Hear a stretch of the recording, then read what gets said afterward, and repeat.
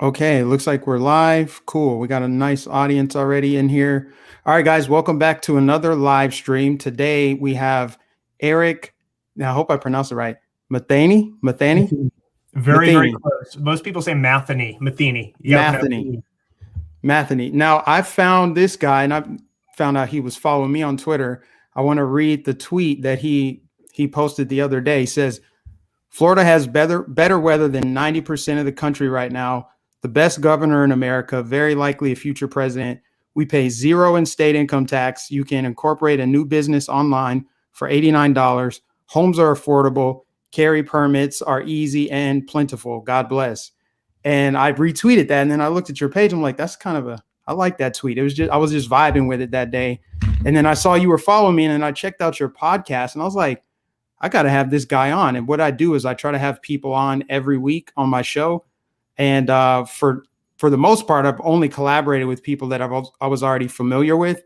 But it's a pleasure to have you on. So I'll let you introduce yourself to the audience and tell them where they can find you. Well, thank you so much for having me on. And I'm a big fan of your show, and I'm really honored to be here. My name's Eric Matheny. I'm an attorney in South Florida. I also have a podcast every Saturday afternoon. We stream on Periscope, Bob and Eric Save America. You find us on Apple iTunes. You find us on Google Podcasts, Spotify. And we talk about just every issue of the day. And obviously, there's no shortage of that. But yeah, I live in Florida. Florida's been my home for 17 years now. And I think Florida is not only in terms of climate, because it's beautiful and sunny out, while the rest of the country is unfortunately in a cold snap, but also leadership. Ron DeSantis is showing you how to have a functional and operational economy amid COVID. While we're still taking care of our seniors and still taking care of all vulnerable, we're open and we're thriving, and our unemployment is far below the national average. Yeah, and I'm fortunate enough to say that I picked this state. I moved here in 2017, and at the time I had no idea that I was moving to a great state. I just thought it was like, the weather's nice and there's no state income tax. I never even really connected it to politics. But now that I'm here and I've got my, my feet wet and everything, now I see we got to reelect Ron DeSantis at all costs. I mean, it goes without question. We have to reelect him. But I don't know if you were at the President's Day event on Monday in West Palm, where we all gathered a bunch of Trump supporters from all over the state, some from all over the country. And we did a big flag wave, and it was covered by Right Side Broadcasting, but also by a few local news stations. And then, of course, news articles came up the next day, and the president rode by. I don't know if you were there or not, or if you even heard about it. No, I had heard about it. I actually heard about it as it was happening, and I live in Broward County. I would have happily been there, but it was already going on. Yeah, he is so loved there. My in-laws live on Palm Beach, 4 miles up the road from Mar-a-Lago. I'm there every weekend, and they love him there. They absolutely love him there. It's no surprise that I heard it. Could have been hundreds of thousands of people that came out just to see him drive by. Yeah, it was maybe a couple thousand people. I don't think it could have been much more than that since it was on a street corner, but it was huge. It was a success. I mean, it garnered over 1.2 million views now on YouTube, just on Right Side Broadcasting. I think it was just a huge show of unity.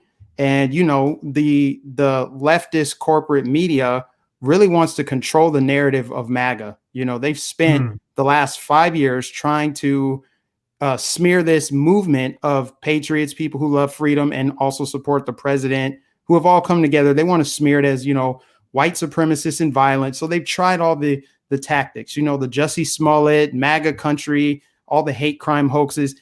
But it wasn't until the Capitol riot that they finally got something to sink their teeth into. And you can tell that's all they're doing. They're putting out continuous hit pieces because their end game is to control the narrative and ultimately pound this movement into submission. They want it to go away. And I think that what we did on President's Day was a huge win, because not only did it show that we still are unified, it showed that we're a peaceful movement like we always have been. And it was also a rejection of the Biden presidency and of the establishment. Well, first and foremost, the Biden presidency should be rejected. I don't care if you're left, right, or center, by anyone with a functional brain. Did you hear what that guy said the other night about the genocide occurring in China? Cultural norms. He's also killed 70,000 jobs. He's running this country by executive fiat in a militarized capital. I've said on my show, I've said on a lot of other shows, if this were happening in Syria or Iran, we'd have invaded by now and changed the regime. What's going on here boggles my mind. The fact remains, how this country could go from what it was to what it is now in the span of about a year and a couple of months is really devastating. And yeah, you're absolutely right. January 6th is the 9/11 for the left. They're sinking their teeth into that. And anybody who assumes the mantle of MAGA is automatically labeled an insurrectionist, automatically labeled a white supremacist. You can't tell by appearance, but I am a Jew, so I'm about as welcome in a white supremacy movement as anyone else. They want nothing to do with a guy like me. So I don't know where this narrative comes from, but one thing that the left is really able to do is they're able to message better than we are. And I think we have to stop being the nice guys. We have to be as sociopathic as they are in our messaging and going after them. We missed a lot of opportunities, unfortunately. I think Steve Scalise, I think our establishment GOP was very quick to get in front of the cameras and apologize and go, oh, no, it's not Democrats. It's not Bernie Sanders. Judging by what happened today and today's standards, we should have impeached Bernie Sanders. You radicalized this guy. I mean, that's the age we live in. We need to be tougher than we are. We got to go scorched earth. Yeah, I agree. We got to be tough. And we also got to, stand our ground, stand firm, because like I said, they're trying to pound this movement into submission. They don't want people to be America first, because that's really what it is. It was never about Trump. It was always about people who support the Constitution, who believe in freedom and liberty, and they just want to be left alone ultimately. And we have so much government overreach, and we saw it with the pandemic, that people started fleeing that party. I mean, obviously it started even before the pandemic with the walk away campaign. Lots of people who were disaffected, they felt like refugees because they saw how far left the Democrat Party went. They liked a lot of things that Trump was doing, even though they may not have agreed with everything he did. That was fine. You saw his numbers go up with all minority groups. Pretty much all groups went up in terms of vote for the president. And it's something that we can really build on. There's a great opportunity right now, even though Biden is in the White House, there's a huge opportunity to bring people over to this side in terms of, here's what we need to do: strategize and mobilize, and also vote out these tyrannical politicians, these corrupt politicians at the state and local level. And I just think there's plenty of people that are going to see just how terrible this country turns under Biden. And then they'll get to see this other side and be like, okay, we tried to warn you, but hey, you're here now. Let's vote these people out. And I just think the movement growing and the backlash against the establishment is so powerful. They're afraid of it. They're so afraid, which is why they continue to do these hit pieces. I see every other day on Vice News, they're always throwing out these propaganda hit pieces to say like, hey, look at MAGA. It's all about QAnon. And if we're being honest, I mean, that QAnon shaman guy, that was bad optics. I mean, they used that as the straw man to say, look how insane MAGA is. I mean, that was like giving them a stick to beat us with, And I think now with what we just did on President's Day, and I just see it building, I see the momentum growing where more people are going to go out and wave their flags and be super patriotic. It really is just going to prove more and more and more that, Biden is illegitimate. He didn't win this election. And the rebellious American spirit will not die.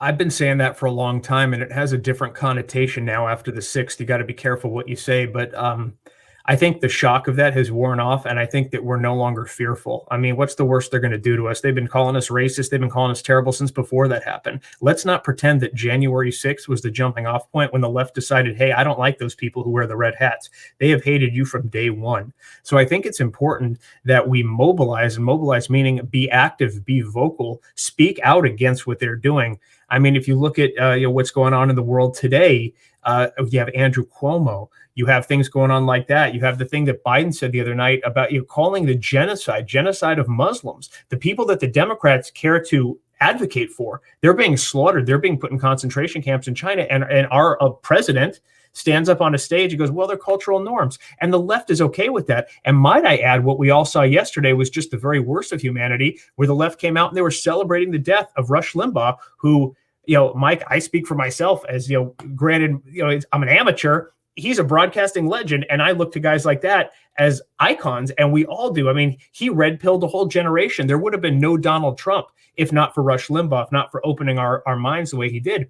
And the fact remains is now they're fixated on the fact that Ted Cruz went to Cancun. So we got to push back on stuff like that. We have to call out that hypocrisy. Go, wait a minute, you're okay with a governor who killed 15,000 people, but you're mad at a senator because he went to Cancun. That doesn't make sense. We have to push back. One place where conservatives have not done well is in the culture.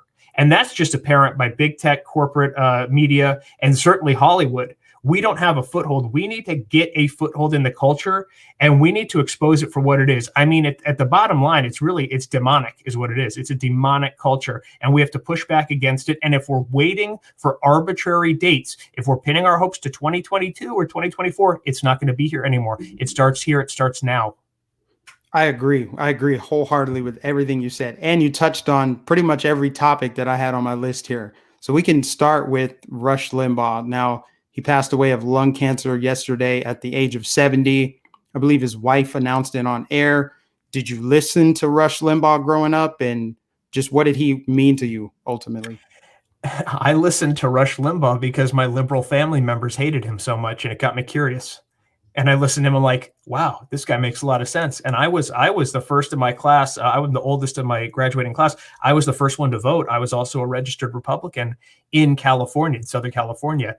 So I was always in a position of constantly having to defend my political beliefs, which is one reason I think that we are armed with facts and knowledge and the left is armed with emotion. Because, leftists don't push back on each other. They don't get that. When Barack Obama was in office, I wasn't calling all my friends and family back in California going, how can you support this monster like they've done to me for the last 5 years? So you're not in a position of having to defend yourself when you're a liberal, when you're conservative, day in and day out. We have to defend ourselves to everybody, to family, to friends, to employers, to the world. And I think that people like Rush Limbaugh really endowed us with the knowledge and just that way of thinking. I mean, he was so cutting edge. I mean, he invented conservative radio. There would be no Tucker Carlson. There'd be no Sean Hannity. There would be no Donald Trump. We would never have elected an anti-establishment candidate without the anti-establishment viewpoints of someone like Rush Limbaugh. So like I said, he red-pilled the generation, present company included. Yeah. And I didn't actually listen to Rush Limbaugh, but I knew who he was. I grew up hearing that he was a racist and a bigot, the general slanderous terms that they use. I never actually dove in for myself to see if any of it was true, but I also know they said the same things about Donald Trump. So I was just like, yeah, I just kind of brushed it off. But, basically everybody that has talked about him, from Larry Elder to you, other people I've seen on Twitter, they really admired the work that he did. I mean, he was cutting edge in his space as far as like radio host and everything like that. Here's the thing, though. The way that people are celebrating his death, I'm just off top. I don't do that. You'll never see me celebrate anyone's death. I don't believe in wishing ill on somebody else. As much as I don't like some politicians like Nancy Pelosi or Chuck Schumer, I would not wish them dead. And if they died, I would not publicly celebrate their death. I might say, well, at least maybe we can move on from the evil that they did. But it's not my place to celebrate their death, because the thing is, like, he had a family. He has a wife. He probably has children, grandchildren. Why should I, feel joy in their pain and suffering? I think that is super wicked. And it doesn't matter who does it. And, I've seen people do it. They did it for Ruth Bader Ginsburg. Of course, the left is more flamboyant in their expression of hatred and dancing on someone's grave. We saw it with Herman Cain. I just think it's absolutely disgusting. And when the news broke of his death, I was actually in the middle of a live stream yesterday, and I cut it. Well, I didn't really cut it short. I was near the end, but at that point I really wrapped up, because I was like, I already know where this is going to go. There's going to be hashtags trending. There's going to be a lot of hatred out there. I know the way Twitter's algorithms work. They will only feed me things that would piss me off about the other side, even though it's not actually trending. And so I was like, I'm just going to sit back and wait for this to pass, because that's what it's going to be about. It's not going to be about celebrating his life. It's going to be about people calling one side disgusting and the other side actually celebrating, just like they did with Ruth Bader Ginsburg. Actually, both sides can do it. But I mean, he was a legend, and, just rest in peace. That's really all I can say about it.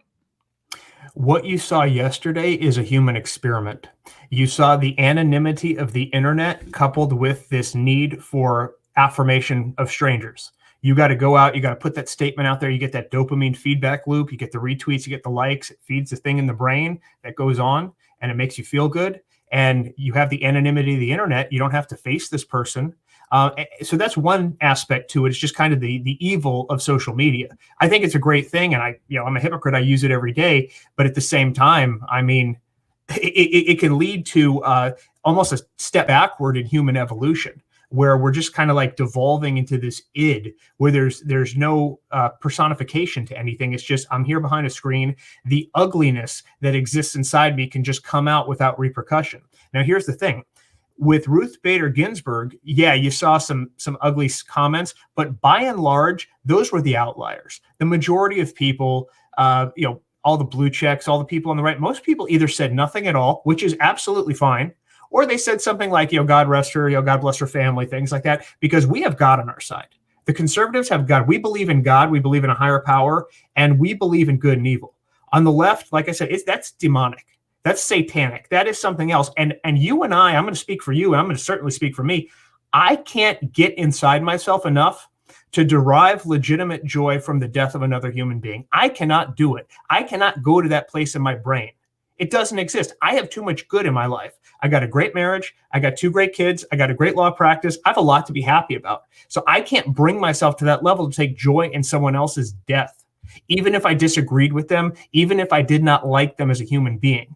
So the fact that so many people are able to go there, and here's what makes me a little perturbed. Democrats, and I'm calling on you because you're the ones that were saying it, and even the blue checks and even the celebrities, you guys have the White House. You guys have both houses of Congress. You have a transgender cabinet secretary, an openly gay cabinet secretary. You have a Black and Indian vice president. You have gender pronouns on the White House website. You've got all the things you want. And the thing that brings you joy, the only thing that brings you legitimate joy, is the death of another human being. What the hell is wrong with you people?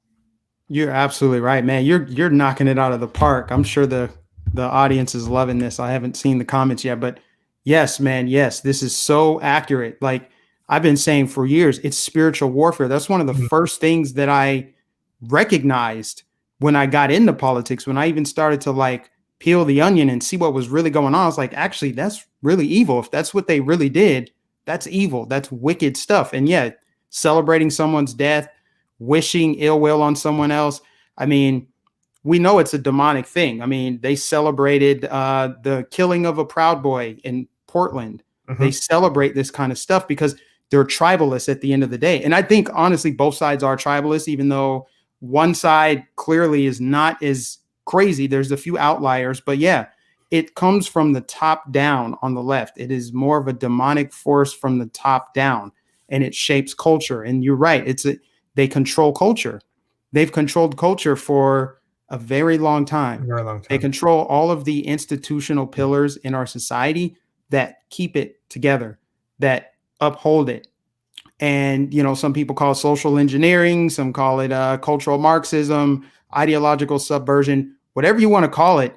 They're good at it. They've been destroying the youth, destroying the nuclear family, destroying the very clear and biological difference between male and female.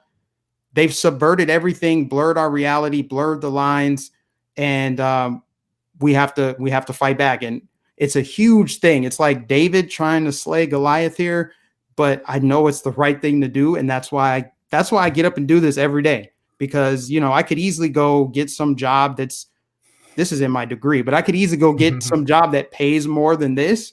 But I wouldn't feel as fulfilled. I feel way more fulfilled doing this because I know that it's the right thing to do.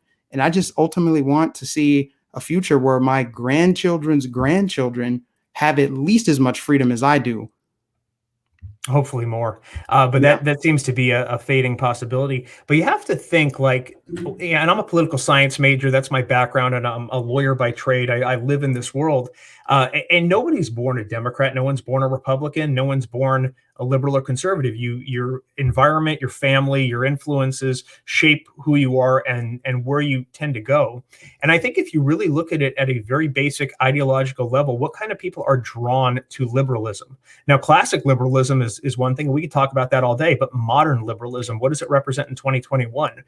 Take away the policy and just strip it down to its core components. It's a lack of accountability. There is no accountability. You can be whatever you want to be. I'm going to identify as a Chinese woman for the remainder of this interview, and there's nothing you can say about it. You can't. And if you do, you're bigoted. And if you're bigoted, I'm going to call your employer. I'm going to expose who you are. I'm going to post your home address, and we're going to destroy your life. So I'm a Chinese woman, and you will accept that fact. I mean, that's what it is. It sounds ridiculous. I do it real tongue in cheek, but it's not too far fetched. That's kind of where we are. Conservatism is still about God, country, family. I mean, really, if you have to break it down, those are the three core components of conservatism. So who's going to either side? There's something drawing you to it. And I'm around conservatives all the time. I've been to every Trump rally. I've been to tons of events. Conservatives are the greatest human beings I know. And conservatives of all backgrounds, of all races, of just a broad spectrum of humanity, the most decent human beings you will ever find. And then you go to like San Francisco or Los Angeles, and it's nothing but heroin and human excrement. I mean, really, that's what it comes down to. It's a value system. And I think that the type of people who could really derive joy from the death of another human being are just drawn to that way of thinking. And it is tribalism. But you know what? Tribalism exists on both sides. We are tribal creatures. It's inherent. It's in our DNA. We have to be to survive. So we certainly have our tribalism on the right. But liberalism, the modern incarnation of it, is attracting that type of people who have no joy in their lives, but for the suffering of others. And that's really, and the ones they want to see suffer are you and me. That's so true. And you can actually tell the difference when you're in a conservative area versus a liberal area in terms of just energy. Like, what's the vibe? How clean is the restaurant you just left? Like, what kind of people do you see? Do you see strung out junkies on the street? Do you see a bunch of homeless encampments? A lot of times these liberal cesspools of human suffering are just driven by nihilism, self-hate, self-loathing, just really dark and like depressed feelings. I feel like that drives a lot of the culture and the energy in a lot of these cities. I lived in Minneapolis. That wasn't too bad, but it's clearly much worse now than it was when I lived there. Washington, D.C., I feel like is an enemy stronghold. It's very dark and demonic. New Orleans, San Francisco, places like that. That's where it really thrives. It's really just it's a festering experiment. Ultimately, these are like petri dishes for all of these bad ideas. They try things like universal basic income, and I didn't coin this term, but they measure success by failure. So the worse they're doing, the more they celebrate each other. Why else would Andrew Cuomo be nominated for an Emmy award? Why else would they celebrate somebody like Dr. Fauci, whose opinions have led to the forced closing of hundreds of thousands of restaurants, put lots of people out of work, a lot of people died from suicide? He got nominated for a freaking for the Nobel Peace Prize.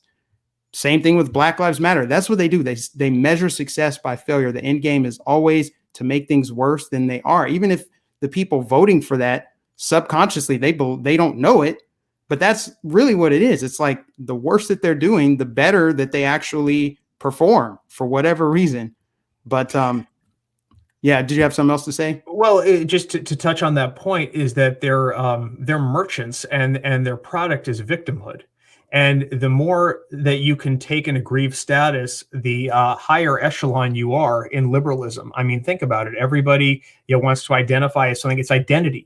Nothing is more important than your identity. It's funny. You know what other ideology feels that nothing is more important than your identity is Nazism. I mean, the parallels between, if you look at it from a historical context, the parallels between 1930s Nazism and modern day liberalism, it's terrifying when you take a look at that. But no, victimhood and being oppressed and just being a victim of society, because then there's no accountability. Then it's somebody else's fault. It's why you have cities like Baltimore and Chicago and New Orleans that can look the way they do, that have had Democrat mayors since the 1920s, and nothing's gotten better, because if these people have better lives, if you empower these people to have better lives, then all of a sudden you're not necessary anymore. We don't need government anymore. We can make our own money. We can build our own communities. No, they need to be kept where they are. And every 2 and 4 years, someone comes in their neighborhood and says, it's all their fault. It's all this group's fault. Okay, here's our vote. And that's what it is. And it's a cycle, and it's a vicious cycle, and it's destroying this country, absolutely destroying this country. Yeah. Yeah. And the tribalism, like you said, it's comes natural, but I feel like we need to find a way to cut through some of the political tribalism, because there's a cultural divide for sure. No doubt. That's where the real fight is, because politics comes downstream from culture. Yes. But the political aspect of it, like, oh, let's bash Ted Cruz for traveling because clearly he's a Republican. That's why. If it were a Democrat, they wouldn't say anything about it. It'd be no coverage, and vice versa. I mean, that's just the truth of it. You know, like the mayor of Austin traveled out of the country, went to Cabo, Mexico, after he told everybody not to travel in this city. You know, it's like, I get it, the hypocrisy, but from a political aspect, both parties have done nothing for us for the longest time, which is, again, why Trump was elected in the first place, because both sides of the political aisle had sold this country out.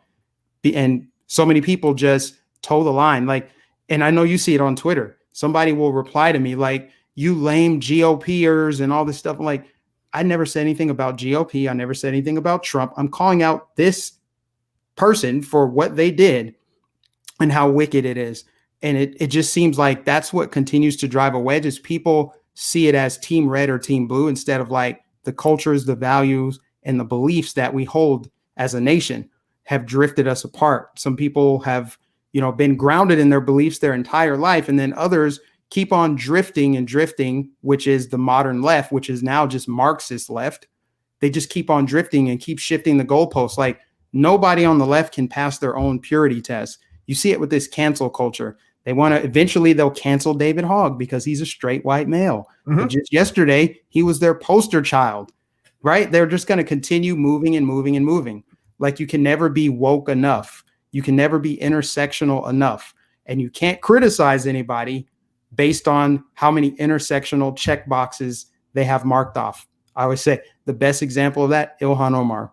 She's a Black woman, Muslim, from another country, immigrant. You can't touch her. She's untouchable. She can get away with anything. It's just, it's so crazy that we've gotten to this point now where it's political tribes, and just the identity politics infused in it just makes it so much worse.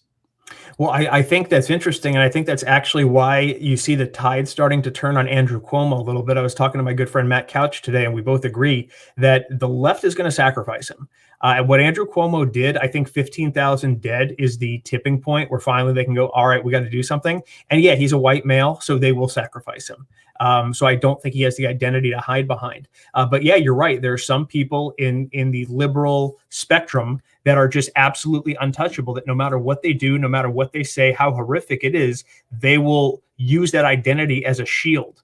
And I think it creates for just a weak society. I also think just this focus, my God, I mean, I don't remember a time in my life, and I've had friends of all races and backgrounds, I don't ever remember where we were so preoccupied with what you are and so keenly aware of it. We just kind of lived. We had friends of all nationalities. We all joked with each other, and it was fun. And I think just like this censorship, and it's all self-censorship. You can't say this, you can't say that. It just makes us retreat into like these joyless little bubbles. And man, like Married with Children was a great show, but you could not broadcast it nowadays. I mean, they use that as an example of like toxic masculinity. And I think entertainment has suffered too at the same time. But again, and it goes back to what we were saying at the beginning of the show, it's this ideology of the left is just attracting really unhappy people that maybe don't have a lot of prospects. Maybe they have like this worthless degree for like liberal arts degree, and they don't know what to do with their lives. I always say I think the country would be better if we had more truck drivers and plumbers than we do, history majors. But again, that's a conversation for another day. But I think that this ideology is just attracting people who understand that nothing can be their fault. So that could be your deflection. Well, like, it's not my fault that I don't have a job. I'm a this, I'm a that. The world is against me. I have student debt, so I can't get ahead. you know what? Don't borrow the money if you can't pay it back. Like, whatever happened to personal responsibility? Like, you take on a debt, you agree to repay it. But again, that's the main ideological difference between left and right, I think, is accountability. I agree. I agree. Let's shift gears a little bit. I want to talk about the Biden town hall from a couple days ago. What are your thoughts on some of the outlandish statements that this man made?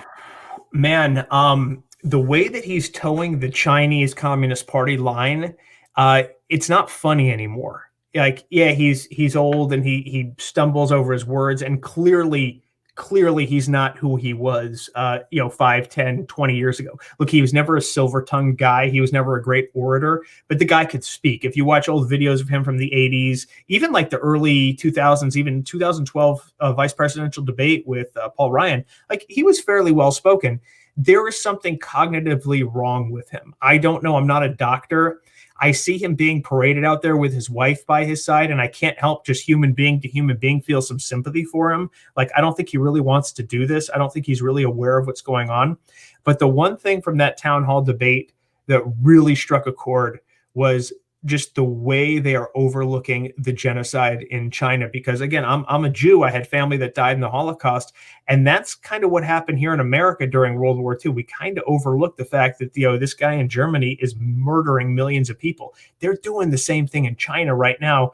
And the guy in the office is so beholden to China that he will not dare step on that line. And a lot of people are dying. I don't believe in a lot of foreign intervention, but I think we could flex our muscle here and save a lot of lives. He won't do it because he's so in bed with China. And it's very scary that the influence they can exert on this country.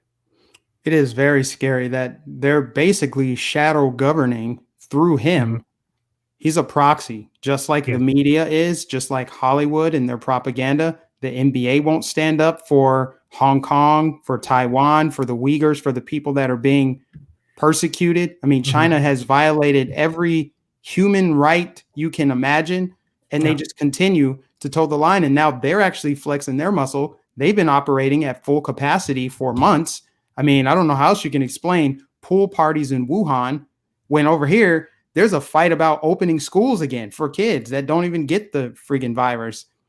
And this is all happening now under his watch. And yeah, that was the worst thing by far of the town hall. There was obviously some cringe moments, some funny moments, some stuff we can make fun of, but his defense of the Chinese Communist Party, just brushing it off as cultural differences, it's egregious. I can't believe it.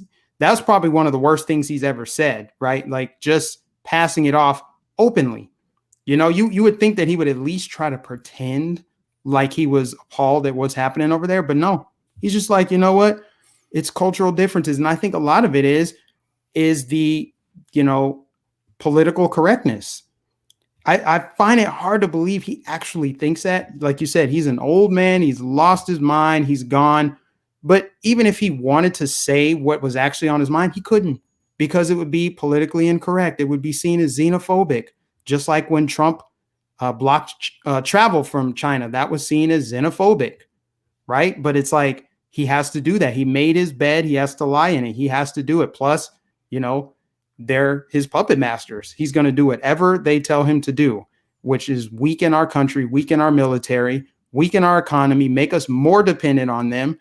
And it's just, I don't know what else we can do at this point other than continue to get the word out, show people, because, the media is going to cover up and gloss over the things he said. Like, one of the things he said is, blacks and Hispanics aren't smart enough to get online. They don't know how to use the internet. It's actually a miracle that I was able to even launch this stream today, because we don't know how to get online. Something like that, that's so bigoted, won't get covered unless you're just a politics nerd and you were watching it the night of.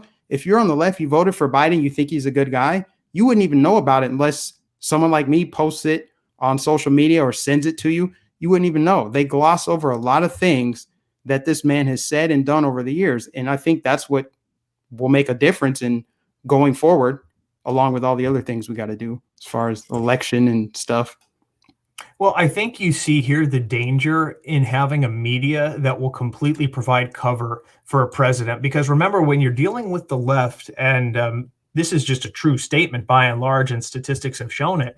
A lot of voters on the left are low information voters. They get their information from Facebook feeds and things like that. They're not out doing research. They're certainly not watching shows like this. They're not going to do anything to violate that echo chamber. So they will just toe whatever line the mainstream media wants them to toe. If the mainstream media wants you to be upset about something, they'll focus on it. The social engineers at Twitter will make it the #1 trending topic. They will get you fixated on it. Joe Biden, I mean, how many liberals were really tuning into the CNN town hall? Probably some people that are really politically in tune, probably more on the right than on the left, honestly, to hear what this guy's got to say. But the rest of them they're going to get the Cliffs Notes on Facebook. So if the media just glosses over it, they're going to gloss over it. The media really has the power. I mean, the president, Joe Biden is not Trump. Trump had his megaphone. I mean, he was the media master. That's why they all hate him left and right. But Biden, by and large, he's a useful idiot, to use the Saul Alinsky term. And he makes a comment like, first and foremost, blacks and Hispanics don't have the wherewithal to get online. Now, if Donald Trump had said that, I'm still, in February of 2021, I still answer emails and text messages about the Mexicans are rapists and very fine people statements. I still have to answer to those, even though those have largely been rebuked by showing the full context of the video. Thank God for the impeachment. The one good thing that came out of it is we actually saw the full Charlottesville statement. Many people had not. So regarding that, the fact that the media will gloss over it, people are not going to get outraged when they should get outraged. And again, the statement about China and their cultural norms, the way that he can dismiss that and then the media gives him a pass, again, and in this 24-hour news cycle, if you're not outraged within a matter of hours, it's old news. So that's unfortunately old news, and nobody's going to care because the mainstream media is just not fixated on it to the point that people are going to be aware of it. Yeah. Let me quickly give a shout out to some of the super chatters. Regina said, "Thank you, Mike and Eric. Appreciate you, Regina." And I think there were two more. I got to scroll down. Betty Boop 2020 said, "Great show. I'm just happy our side aren't the baddies." True. And then also Tony Patriot in the building. Tony said, love to Patriots, time for a new America First Party. Yeah, America First Party. What are your thoughts on a third party? That's a good jump off for the next topic. Ooh, man, I'm experiencing a little cognitive dissonance with that one because after the election and after everything happened, I quit the Republican Party. I've been very vocal about that. I'm non-party affiliated. I just said, you know what, Mitch McConnell, those guys don't speak for me. I quit. And maybe I'll come back. Maybe I won't. I certainly want to see my two senators here in Florida, Rick Scott and Marco Rubio, get primaried. I don't think they've been, fans of the president, and certainly they don't speak for me. Starting a third party is a tall order, and we would have to not only get ballot access and money. I mean, are we going to carry enough votes with the Patriot Party? Even if we got 40, 50 million votes, if 65 million Democrats are still able to come out and vote, then, where do we go from there? Other people like my friend John Cardillo, he's advocating just a wholesale rebuilding of the Republican Party from the inside out, MAGA, America First candidates across the board, primary everybody. So I'm still undecided. I like the idea of it, but there are a lot of drawbacks. I think there's a lot of appeal. I think there's a lot of emotional appeal because, I mean, across the board, I think, most, if not all, Trump supporters are very disenchanted with the state of the GOP, the establishment GOP. But starting a new party and starting from scratch and trying to get the money and the ballot access, that could be problematic. But again, none of it matters with voter fraud. That's the thing. None of it matters with voter fraud. If we don't fix that system now, not 2 years from now, today, like 6 weeks ago, then party doesn't matter. I agree. Yeah, I've kind of been on the fence about it. Like a third party in theory sounds great, but it would split the Republican vote. I've never actually been a Republican. I've registered as a Republican, but I don't identify with the GOP. It's a political party. Mm-hmm. When I think of that party, I think of Jeb Bush, George Bush, Mitch McConnell, Lindsey Graham, what's the guy's name? John McCain. The old rhinos of the past. When I think of Trump, I think of like a whole new movement of people who are both liberal and conservative, people from all walks of life, all backgrounds, different countries, that all want the same thing, which is freedom and liberty. So, I mean, if we could turn the Republican Party into that, that would be great. But it seems like a very tall order to do just that, because because of the voter fraud, because of the establishment rhinos that are so deeply entrenched that they have such a, a stake in how things play out. I don't know how it could really work. I really think that it does start at the state and local level. It starts with people going to city council meetings. It starts with talking to your mayor, talking to your elected officials at the state and local level, holding their feet to the fire. I think can make a huge difference in states like Pennsylvania, where they just let the fraud go. So it makes you wonder, were they in on it? The Pennsylvania Supreme Court, were they just in on it? Same with Georgia. I mean, Georgia's a state where I feel like that's just conquered territory at this point. Like, honestly, if Brian Kemp were to run again for re-election, do you think he's going to win? Do you think he even has a snowball's chance in hell? Of course he doesn't. He's going to lose to a Democrat. They've already got 2 Democrat senators. So at that point, that's a blue state. That state is gone. So, okay, what about California? If they want to flip Georgia, we can go flip some other states. I feel like putting the manpower and the resources behind some states that would make a difference at a national level, I think could do tremendous. There's the recall Gavin Newsom thing in California. I find it hard to believe California is as blue of a state as it seems, where they actually turned it more blue in the 2018 midterms. I just find that really hard to believe, with the state of California being what it is, that it's still a truly blue state. So somehow, some way, we have to stick together and weed out the corruption. And I think it's more manageable to do it on a state and local level.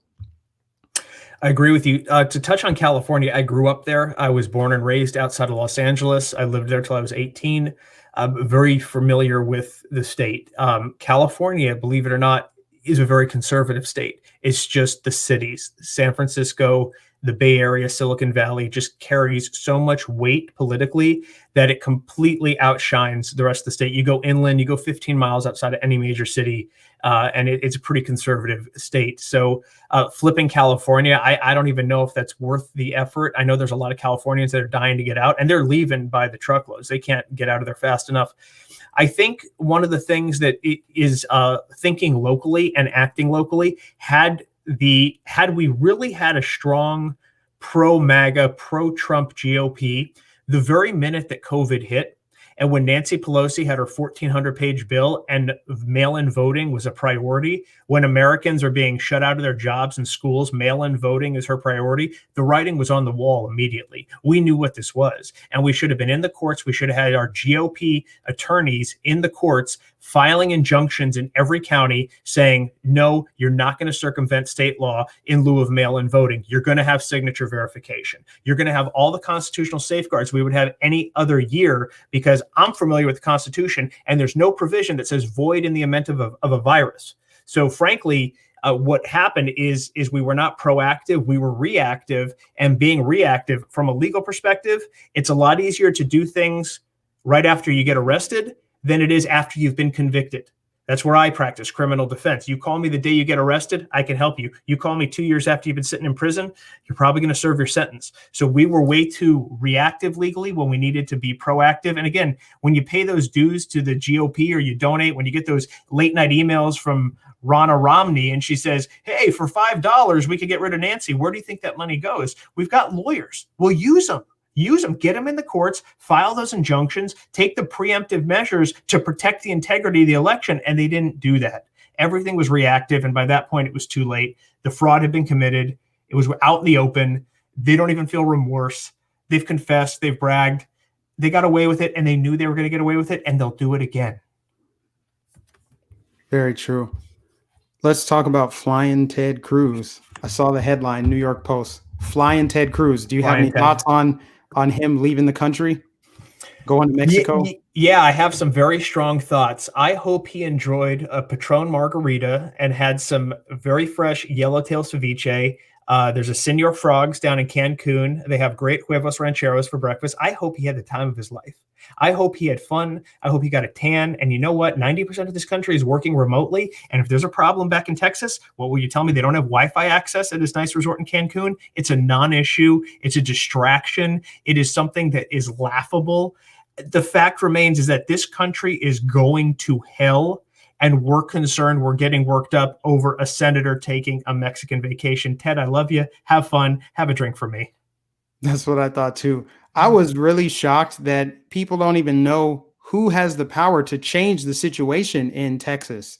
Like, was he supposed to go out there and like throw some salt on the sidewalks or what? Like, if Greg Abbott took that trip, the optics would be 10 times worse. Ted Cruz going, I get the optics of it, but he's a federal official. Like, they need to hold accountable the mayors, the people that control what goes on in the cities, and the governor of the state. Those are the people that are responsible for what happens in Texas. And I just think it's funny that they're over there like celebrating Beto O'Rourke for like making phone calls and stuff. It's like, it's really weak. Again, it's the political tribalism. It's like, well, a Republican did it, so we can say something about it. But yeah, we have so many bigger priorities. And I just think if everybody wants to be upset and outraged about an elected official, someone high profile like Ted Cruz, if you want to be outraged about people who are suffering, what about the family members in New York who lost a loved one, a grandma, a great grandma, great grandfather, because this idiot put people back in nursing homes and exposed them to the virus? You expose the most vulnerable of our population to this disease, and you tried to cover it up, and you accepted an Emmy Award, or you're writing books, you're getting all this praise and clout, and your brother, your little propaganda mouthpiece on CNN, Fredo, is, doing your dirty work.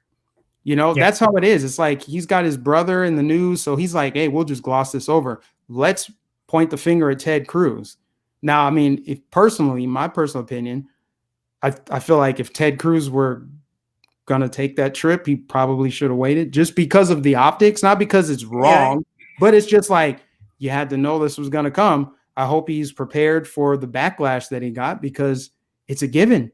He's a Republican. He's in a position where, he's going to be a punching bag for the left, anything he does. But he should at least had a margarita at Senior Frogs. I've been there. He already was a punching bag for the left. They hate him. So what? Honest to God, I mean, it's like when you call a plumber to the house and you stand over the plumber's shoulder and tell him what to do. Like, you're not the trained professional. Leave it to them. What in God's green earth is Ted Cruz going to do? Is he going to go to the nuclear power station and sit down and program? Is he going to go? What is he going to do? What can a U.S. senator do about a state power grid? I mean, really think about that, other than, they can maybe pass a bill, or they can, appropriate federal funds. The bottom line is that not a whole lot constitutionally. This responsibility falls on the state. We all talk about states' rights. Well, state obligations too. Your obligation is your power grid. And you can't run and look to the federal government and go, oh my God, Senator, what are you going to do? No, look to your city councilman, look to your mayor, look to your power company. I mean, if it's like any other state, it's probably a public-private partnership. Look to we have Florida Power and Light. I don't know what they have in Texas. Look to them. What are you guys doing? Why were you not prepared? What's happening here? I don't know what good Ted Cruz is going to be, but I think it's a punching bag. And again, bottom line, it's just a distraction story. It's just, the liberal rage yesterday was channeled into Rush Limbaugh. Now they got to channel it somewhere else, or else the heads are going to explode. They got to have an outlet for it. Yeah, it's so fake and phony. I spent a lot of time calling it out. Got a super chat from Angela. Angela said, I heard Trump is investing in his own media chat app. Stand by. Thank you, guys. And then also, my guy Tony Patriot said, did you have the white guy tell you how to use the internet? That was my next thing. I was going to give you a little 1-2 on how to use the internet. Yeah, I was hoping you could help me with that, but let's shift gears to the white identities, the 8 white identities. I need to know which of these 8 white identities you fall under. Okay. I read that article. Yeah, white supremacist, white voyeurism, white privilege, white benefit, white confessional, white critical, white traitor, or white abolitionist. Which one are you? That's a really good question. Now, I'm not a white supremacist. I don't really believe in any supremacy at all. As far as white abolitionist, what does that mean? I want to abolish whiteness as a thing? Well, the definition here is changing institutions, dismantling whiteness, and not allowing whiteness to reassert itself. So be anti-white is pretty much what it is. Abolish white people is essentially what it is. And I think that's the only correct answer that they have on this list. You can't be any of the other things. You have to be totally anti-white. Can't you just be judge people by their merits, not the color of their skin? Treat all human beings with the same level of respect, irrespective of their racial background. Don't think you're better than anybody, but be proud of who you are and where you come from. Does that fit on the spectrum? If not, I'd like to create that identity right now. Well, let's see if it's on here. Clearly, white supremacist is a clearly marked white society that preserves names and values of white superiority. So that would basically make you a white supremacist if you believe in that. Can't be a white supremacist. I'm a rock and roll aficionado. I could not possibly be a white supremacist because rock and roll would not exist without black, blues, and gospel. So I couldn't think that any white form of music is supreme, because without that influence, there'd be no rock and roll. So that doesn't work for me. Right? Yeah. Kind of like how Candace Owens can't be a white supremacist, even though they actually called her that. I've been called that too. I've been called some pretty crazy names. I can imagine. Just because this is where we are. This is where we are. I feel like I'm losing brain cells as I try to read that and pretend like it should be taken seriously. They put that out as though it should be taken seriously, but this is where we are in 2021 as far as race goes. They're cramming down this critical race theory, driving a wedge between people. The average person does not think about race nearly as much as the left wants them to. That's just the truth of the matter. That's why they have to call everybody a white supremacist. That's why they put out an actual news article saying, in order to understand Trump's support, you have to understand multiracial whiteness. They use multiracial whiteness. They showed a picture of what's the guy's name from the Proud Boys? Enrique Tarrio. Yeah, I've been many times. Yeah, they use that to basically say, like, we acknowledge that there are minorities that supported Trump, but it's because they're adopting whiteness. And they use the Smithsonian Museum to insult black people, saying, like, here are traits of whiteness. And some of those traits were like hard work, being punctual, being on time, valuing your family, really insulting, condescending things. And you saw it with Biden at the town hall saying, we can't get online. He said, poor kids are just as smart as white kids. I see these people on the left, these Marxists, espouse all of this white supremacist talking points. They espouse all this nonsense, but it's actually them. They're projecting their own hateful bigotry and racism on other people, right? For some white person to come and scream at me and try to hard sell me on my own oppression and tell me why I'm oppressed when nothing about my life has ever signaled to me that I'm oppressed. I'm not oppressed. That tells me that person's a white supremacist. They think that somebody else is inferior to them. Joe Biden said black people and Hispanics don't know how to get online. He didn't say they don't have access. He said they don't know how to use the internet. So he's basically saying anybody who's not white doesn't have the intellectual wherewithal to get online and perform basic internet functions. That is a white supremacist stance and a belief. And the fact that that's what's being preached to all the rest of us is just ridiculous. They flipped reality on its head. It's completely inverted. It is. It's a lot of platitudes and buzzwords, but ultimately, what is racist? Is it what the New York Times tells you it is, or is it the city of Baltimore, the city of Chicago, where 700 predominantly young black men are going to be murdered this year, and no one lifts a finger? No one gets angry about that. They turn around and blame society. To knowingly oversee, to govern a neighborhood like that, a city like that, and to knowingly permit people of color to live under those conditions, that's racism. That is racism. It's not a hat. It's not a rally. It's not the mere fact that I happen to be born and look the way I do. I mean, I have no help over that. But the fact remains is that you have these Democrats that are running these cities that are perpetrating institutional racism. I can tell you where I live, if one person got shot, you better believe that there would be a police response, the media would be there, and action would be taken right away. You have someone shot in Chicago, that's just Tuesday morning. The fact that that's allowed to exist, that is racist. I can't think of anything more racist than that, than to knowingly permit your constituents to kill each other. Yep, and they use racism as the specter to distract. They say like, "Hey, it's systemic. It's systemic racism." Okay, so who's in control of this system? If it's systemic racism, who's controlling the system in Chicago and Detroit, Baltimore, Philadelphia, and some of these other cities?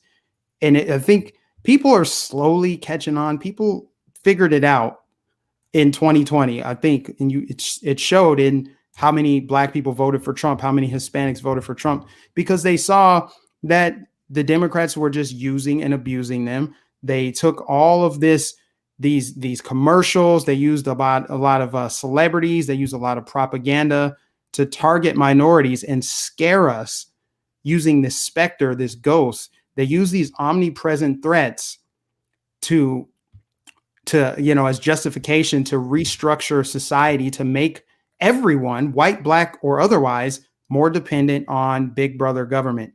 They don't just use racism, they use climate change, and now they're using this virus. And they don't just use them independently, they intertwine them. I saw an article from CNN where they said that had reparations been paid out before the pandemic hit, there wouldn't be as many black people who got the virus and died from it. That was a CNN article from, I think, 2 days ago. They talk about structural racism, environmental racism. They find new and creative ways to push this false narrative, this false doctrine that I just take a spear to every chance I get because it's so fake and phony. These people, and these are, of course, the same people who could care less about racism, actual racism, and disparities around the globe in places like China, where during the pandemic, they evicted Africans and prevented them from going to work at certain restaurants. I know that McDonald's in China, they put signs up saying, if you're African, you cannot come in here. This is happening in, they're basically their model. They love China. They don't want to admit it, but they love China because China has an all-powerful government. And, they have single party rule, which is what the left wants here. That's why they're going to give statehood to Puerto Rico and DC. Not to go on a tangent, but they continue to use these omnipresent ghost-like specters to fearmonger. And they're fearmongering not just black people, they're fearmongering white people, Hispanics. They want everybody to fear the virus, fear racism, fear climate change. And they just mix it all up, confuse everybody. And that's why we are where we are now, because of just the total chaos that has been created. And that's the thing about China. There's a total lack of diversity. And what do they do to the people that aren't like them, to the Uyghurs? They put them in concentration camps. Everyone else is Han Chinese. You go to any Chinese city, everyone's Chinese. They're not a melting pot. They're nothing like the United States. And they have an ethnic minority that lives out west. And they're like, well, we can't have this. You don't look like us. You don't worship like us. You don't think like us. So you're going into a camp. And no one says a word, but God forbid you misgender somebody or use the wrong pronoun, or your life is over.